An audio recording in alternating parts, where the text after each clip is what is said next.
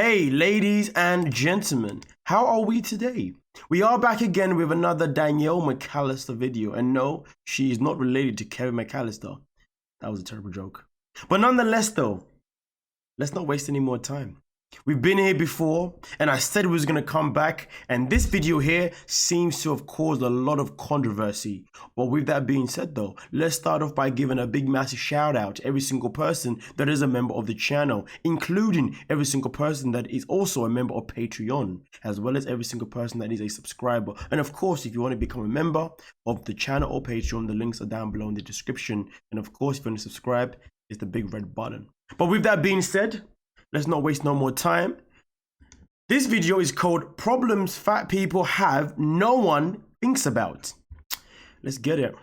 Hello everybody, welcome back to my channel. Thank you so much for joining me yet again. My name is Danielle, just in case you didn't know, and now you do. This video is going to be a little serious, a little funny. I mean, let's not forget that the fact is, in your video title, you even put down your name in the title, but okay, we don't know your name. But let's get it, man. We're going to talk about like 5 everyday struggles that fat people and fat women in general go through just in their everyday life that people don't think of and just we don't openly talk about a lot. Before we get into it though, I'd like to ask you to subscribe. You don't have to if you don't want to, but we're growing around here, and I just I'll be honest with you, the fact that this video has got 2.4k dislikes and 3 tells me that a lot of women did not agree with you. But let's continue. Make sure you see my videos every week, and we've got lots of great things coming, so subscribe. All right, let's get into it. So the first struggle that I struggle with a lot, and I'm sure I'm not alone, is thinking, will it fit? Now, get your mind into the gutter, because that's not what I'm talking about. I'm thinking like purse straps. So I favor crossbody bags. When I go to buy them, I have to try on every goddamn one in the whole store to make sure the strap is long enough, because I have bought purses where I've like made the strap as long as I possibly could and it still didn't fit, and I ended up with a purse up under my armpit where it's not comfortable to wear. Another thing is like thinking, will that seatbelt go around me? Will I need to get a seatbelt extender? You know, things like that you're like, will that fit? I've never known or never heard of a seatbelt extender. That's new knowledge for me. Interesting. Fit. Shoes, you know, like shoes are next on my list, always having to worry about having wide feet and then wide calves on top of it. So like you have to search for wide calf boots. You have to pay more money for those boots. Just to give you a background check on this young lady in case you don't know and she's new to you, this is the same young lady which I have done a video on before, who says that she has no intentions of flat out losing weight because she hasn't got the time in the day to do it. But I recommend watching that video so you can get more of a full picture, because some of the things that I'm going to say here are going to be in relation to what she has said prior. So please, let's continue. If you have wide feet, but they're small, it may be harder for you to find shoes. If you have very large feet, like I have size 12 feet, and there is not very many styles of shoes that come in wide. They range from ugly to like, hell no, that's never going on my feet ugly. And so I just resort to buying men's shoes because they're already wider fit. But that means that I get stuck with sneakers because they're the only thing that's comfortable. Because if you buy dress shoes in men's for a woman's foot, they're not made quite the same, and they have no cushion, and they just hurt. So, struggles. All right, since we've already... It sounds to me as if she's already given us struggles of why she should lose some weight. Obviously, I'm not familiar with these struggles. I'm not going to say that I am. So really and truly, why not just lose your weight then? I mean, and when I say why not just lose your weight, obviously I don't mean it's as easy as 1, 2, 3. What I mean is, why didn't she then just change her attitude of, hey, I don't have time to lose weight, to make the time so that you don't have to worry about these struggles that you're talking about. But let's continue, because it surely must get worse based on the like to dislike ratio. Cover number 2 as well. Number 3 is chairs. Chairs are a struggle all the freaking time. For example, earlier this week, I went out to a business dinner at a like brewery / restaurant, and the chairs were those hipster metal ones that kind of look like they don't cost a lot of money because they look like they're made from old tractor parts, but they do, and they have these like arm things on them, and my butt did not fit in that chair. Like, I sat for 2 hours on the first 4 inches of the chair because my butt couldn't even squish. Like, the bones were wider than the seat of the chair. And I spent 2 hours at that dinner being totally engaged in the dinner, and the entire time thinking, my butt hurts so much right now. I just want to go and like check for bruises. And I've had bruises from chairs before.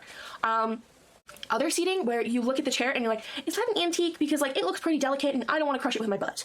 There have been places where I've looked at the chair and been like, I'll stand. You know, like I will legitimately just break that chair. And like nobody wants to go through the embarrassment of breaking a chair. And I'm sure people will say, well, you could just not be fat and then you wouldn't break a chair. Well, here's the thing. At the point where you're like already fat, it's not like you can like, oh, I'm not fat anymore. I'll take off my fat suit, thanks. No, like when you're about to sit on the chair, it's already too late. You're already fat and you can't change that in that second. You just have to deal with it and adapt. I also struggle with bar stools, mostly. I have never seen anyone who's overweight break a chair in a public place. And I've seen some very large people sit in some very fragile looking chairs, according to her clearly, and those chairs be perfectly fine. But here's the thing though, of course, you can't just lose weight on the spot, I agree, but the fact is though, you have no intention of doing it anyway. So to be honest with you, even though that reason that you have is factual, that you can't just lose on the spot, the problem is that did this motivate you to maybe go and want to do better for yourself, so therefore you wouldn't have these struggles you're talking about? Sadly, of course not, because she's already made it very evident that losing weight is not a part of her life because she hasn't got time for it, even though she doesn't have much of a schedule. But let's continue. Because they either don't have a rung or they're super slippery to sit on. And like, I'm tall, but like slippery. Average tall, so I'm like 5'9", and I just like, gravity is not kind to you on a bar stool. Like, if the seat is smaller than your butt hangs over and just like gravity pulls it down and it hurts after a while, or you like slide off the front if you're in the wrong kind of pants. Anyway, I'm sure the pants thing is not a struggle that only fat people have. I'm sure it's everybody, but whatever. Also, watching a fat person get on a bar stool is always comical, even to me, so, you know. Anyway, another chair that I always struggle with is concert seats. I paid a lot of money to sit in that seat, and I'm gonna be in pain for the whole 3-hour concert or theater experience or whatever. I'm also tall, so like I have no knee room. Like, I won't lie to you. I don't know anyone that's comfortable in a concert seat, to be honest with you. Legit, no matter what size you are, everybody be uncomfortable. That's why half the time people don't even sit down. Like, yo, you go to a football stadium in the UK, people don't really sit down. They stand up majority of the time. You go to the O2. Do you think people are sitting down? Okay, let's continue. No leg room and no butt room. Like I don't go to hockey games, which are like a thing around here, because we have an OHL team. So like, I don't go to hockey games. I don't go to concerts a lot of times. Sometimes I even dream about like going and sitting in the bar the whole time. I don't drink, but I'll sit in the bar because they have the lesser of two evils, and that's a bar stool. So, same view and everything, but like hurts less. Number 4 is mattresses and beds. I swear to you, beds and like bed frames are not made to hold a fat person. I'm sure they're like weight tested in things, but they don't tell you the weight test or like the weight limit when you buy it. So if you're already like 300 pounds or more, which I'm definitely over 300 pounds, I'm not telling you my weight, but like I'm over 300 pounds. And then you have a partner who sleeps in the bed with you who might also be big, and you add that up, it just means that your bed is like creaking and groaning. And one time I had a bed where like I had it a week and it broke because it was so poorly made. Even though I asked them in the store, I said like, will that bed hold me? And I laid on the bed, it didn't feel bad. They must have like bolted that shit together because it did not feel like it was gonna fall apart. And it looked really awesome and was a really good price, but like... It was a really good price. So basically she bought a cheap ass bed. It's just that simple. And to be honest with you, you buy a cheap ass bed, it's breaking for anybody. I mean, listen, like, I'm not saying that she's wrong in whatever she's saying, even though I've never heard of this stuff before, and I know people that are plus size, and I've been in a relationship with someone that was plus size. But anyway, nonetheless though, but then again, she said 2 people, right? Whatever. Either way though, it sounds like you bought a very cheap bed, and if anyone knows this, no matter what size you are, if you get into a cheap bed, especially if you want to get down in that cheap bed, it's gonna creak, it's gonna rock, and potentially break at some point anyway. Let's just continue. It still broke. They took it back because that was totally their fault, but it was awful. Hold on a minute. But did you make the bed properly though? You did you make the bed properly though? Did you like fold it? To say like, oh, I broke my bed. You know, nobody wants to say that. You know what? Just put the mattress on the floor. I hear that's a thing these days, putting your mattress on the floor. Let's continue. And then mattresses are weight tested as well. And the warranty, like when they say there's a 10-year or 25-year warranty on a mattress, they're saying up to a certain weight. There is that warranty. When you are over that weight, or the combined people in the bed are over that weight, you void the warranty. So if it wears out before that time, you don't get another one. under the warranty. I know there are mattress companies out there now that some of them make beds specifically for fat people. I would look at that up, but the thing is, if I look that up though, that's only going to tell me about the UK, right? Oh, let me look that up, man. What? You're telling me there's a warranty for? Yo, this girl's coming out with some gems, man. Like, I'm like, what? Hold on a minute. Okay, she's Canadian, right? I gotta check out the Canadian things. You know what I'm saying? Canadian bed. No, mattress. Warranty. Okay, cool. Let's have a look here. It says here, 25 years. Doesn't say anything about what she's talking about. 25 year. Is there a weight limit to this? There's nothing here that says anything about weight limit.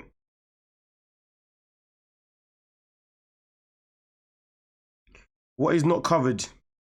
What is not covered is the guarantee does not apply to products that have been stored or installed incorrectly or used inappropriately, abused, misused, altered, or cleaned with the wrong cleaning methods. The guarantee does not cover normal wear and tear, cuts and scuffs to damage caused by impacts. This guarantee does not apply to the product that has been placed outdoors in outdoors or in a humid environment. Girl chatting BS, because I'm looking at Canada, IKEA. That was their one. I don't know where she got a bed from, but Canada, IKEA don't have nothing about that. Reddit is on here. No, like she's moving mad. She's actually moving mad. Hold on a minute. Canada weight law or mattress warranty weight. Let's have a look. This is one called from Slick and Snow. And they don't say a single word about these mattresses. I don't know. I never heard that before. Listen, if anyone can tell me about this mattress thing, this warranty. So she's saying that you get 25 years on a mattress, but if you weigh over a certain weight, then you don't get the warranty. Wow, that doesn't copy anyway. Someone confirm that, please. But let's continue. Great. But this mattress came out after I just bought my brand new mattress 2 years ago. And my brand new mattress that I got only 2 years ago and my bed that I got only 2 years ago are already showing signs of like deterioration from me being fat and sleeping in it. All I do is sleep and sit in it. Like, you know, it shouldn't be. I won't lie to you, man. She's not giving a look. She's not giving a good look for people that are plus size. And I mean, that tough. But it is, and I can already tell that this bed is not going to last me as long as I would like it to, and my mattress is not going to last as long as I would like it to. But that is a struggle of a fat person. Number 5 is small spaces and crowded places. I did not mean for that to rhyme. I'm sorry. So, like, in a small space, let's say an elevator, right? When it says, oh, capacity is 16 persons. She should be sorry for the whole goddamn video, man. Okay, but I am the size of 2 people, or maybe 3 people, if, you know, you're thinking real small people. So, like, suddenly that's, you know, not taken into account. And then when a crowded elevator comes and stops, and they're like, oh yeah, there's totally room for you in here. And you're like, no, where do you expect me to hide? In your pocket? Like, I'm not fitting in there. Like, and, you know, a lot of times people are kind of offended when, like, a fat person rubs up on them, like how, you know, they might catch being fat. But, like, they don't want to be crowded up to you either. I don't want to be crowded to somebody. Like, I enjoy my... I guess people being polite just doesn't go a long way, right? But okay, cool. I get it, but they're being polite. The way you're reacting is quite okay, whatever, let's go. Personal space. I don't like being hugged. I don't like people in my space. And I don't want to be stuffed in a crowded elevator just to prove that, like, I can be like everybody else. I'm not like everybody else. I'm much fatter than everybody else, and I deal with it accordingly. The other thing is crowded places. Crowded places drive me insane. So... oftentimes, if you're like out at a bar or something and it's like super crowded and you're like, excuse me, and somebody like moves, they move like this much, and you're like, hey, listen, like I'm fat, you need to move more. Or all the tables in a restaurant are placed. Let's just not forget everyone that has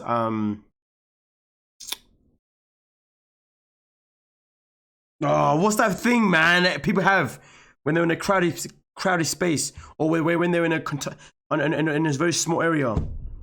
You know what? Why is it going on my head? Yo, if you know what I'm talking about, please put it in the comment section. But she's pretending as if like there isn't people in the world of any size that has this thing where they can't be too close to people. I mean, for me personally, I struggle with personal space. Personal space is not the word that I'm looking for though. But personal space is still fitting for this, for what she's saying. There is that thing called personal space. In fact, like they say that when I did my course on autism, they say that children or adults who have autism, they like to have personal space. If you're too close to them, it makes them freak out. It makes them feel uncomfortable, feel uneasy, right? Jesus Christ. She's actually, wow. She lives in a world of her own. Certain way, so like there's space to walk between. There's space for a regular sized person to walk between. No, claustrophobic. Claustrophobic. That's the word. Claustrophobic. Yes, claustrophobic. Sorry. That's the Not space for my fat ass to walk between. Because when I shuffle through there, my butt's gonna rub on the back of someone's head. And my belly's gonna rub on the back of someone's head. Like, there's no winning this, and it's very frustrating because it also means that there's no accessibility for anybody else. She must believe that during rush hour, no one's body does the same thing. But okay. Who maybe have mobility issues, but like, I don't want to rub my butt on someone's head. Simple as that. I also don't want to have to be like, oh, don't worry about it, I'm squishy, which is my typical line. Like, I do fit in a lot smaller spaces, or like, I can squish through places if I need to, but I shouldn't have to. People should be like, oh, that person's fat, I'll move over a little more. You know, otherwise I just like stick my elbows out and just like ram through, because then they get the hint real quick that they need to move more. Number 6 is a bonus. Didn't say it when I introduced this, but I have a bonus. And this is the most serious one, because in all honesty, this is the one that disappoints me the most. So as a fat person, I am often not taken seriously about things. So when I was growing up, I was told a lot, or like I would see things on TV that basically said, fat people are not serious people. Fat people are there to entertain you and be funny and be the comedic relief, because no one will like them otherwise. Like, how awful is that to know and hear growing up? And I sort of accommodated that. Where the hell did she hear that? I never heard that before. What kind of TV shows are they doing in Canada right now? What? Nah, this is another lie, man. I feel like I am like a funnier person, because it allows me to like break the ice. I'm sarcastic. I'm very open and honest about like being fat too. So like I can be sarcastic about those things as well. But when you go for a job interview, or I wanted to work in fashion. I went to fashion school. I was the only fat person in my entire class, okay? And when I would go for interviews, when I would show up to volunteer at Fashion Week, I was the only fat person. And oftentimes, even models would tell me that I'm the one who worked the hardest, because I had something to prove. Designers would tell me that, like, they were happy I was there, and I would have discussions with people over, like, oh, you know, it'd be so nice if this came in my size, and they're like, yeah, that would be nice, like, down the road, maybe. No, it's never gonna happen. No one in fashion would take me seriously when I was trying to get a job in a straight size, like, company that didn't make anything in my size. And like, God forbid I apply to a retail job where I can't wear the clothes, because they won't even bother hiring you. They just like won't even look at you. Well, they don't look at me anyway. Then you kind of have to look around and think, like, do you see a lot of overweight, fat bosses? Like, no. You see the fat people in the corner with their head down, doing their job, working hard, but not being recognized. Is it? I mean, listen, in one of my old jobs, like the guy who was the head teacher of that school, he was overweight. But okay then. Nice for it. And that makes me really angry. That really makes me feel like, you know, we're doing something wrong. You can be fat and be a boss and be taken seriously and give orders and be a good leader. You don't have to be super healthy. You don't have to be skinny. You don't have to work out every day. Like, you can be a boss and still be overweight. You can be a boss and have other mental health things going on. You can be a boss and not be that stereotypical asshole that everybody thinks of. And I really hope that we can change that in the future, where when you think of a boss, you picture yourself exactly how you are. Anyway, that's all I've got for you this week. I know it took a little serious turn at the end, but for the most part, this was... I just want to say one thing, man. She's got lovely eyes. I just want to put it out there. I love the color of her eyes. I just want to say something nice, because the rest... meant to be lighthearted and entertaining. I do try to take my fatness with a grain of salt and just sort of understand that, like, yes, I could be not fat if I tried really hard and worked at it, but that's not something that I necessarily want. And so I live with a lot of these struggles. Wait. So she makes a whole video on problems fat people have no one thinks about, and then says this. With a grain of salt and just sort of understand that, like, yes, I could be not fat if I tried really hard and worked at it, but that's not something that I necessarily want. And so I live with a lot of these struggles every day. And I'm sure other people are living with them too. So if you are, and you have some fun stories for us, share them in the comments. I want to hear them. And if you're not, maybe you'll learn something and how to be a little more understanding with people. I just want to educate people, basically. That's it. Thank you so much for watching and sticking around to the end. I know it's probably going to be a long video. If you would like to subscribe after watching that, awesomeness. I can't take this woman seriously. She's actually, is she okay? I don't even have energy to even be vexed. I haven't energy to even be annoyed or to be upset or anything like that. Because she's actually a comedy. She's a comedian. She says all of those things. And then, wow. Talk about troll or what? I mean, listen, some of the things, half the things that she was talking about, it was very clear that she lives in her own little bubble and she doesn't think about other things, other people in the world that have other struggles that are similar to what she's talking about that have nothing to do with actually being overweight. That is just the bottom line.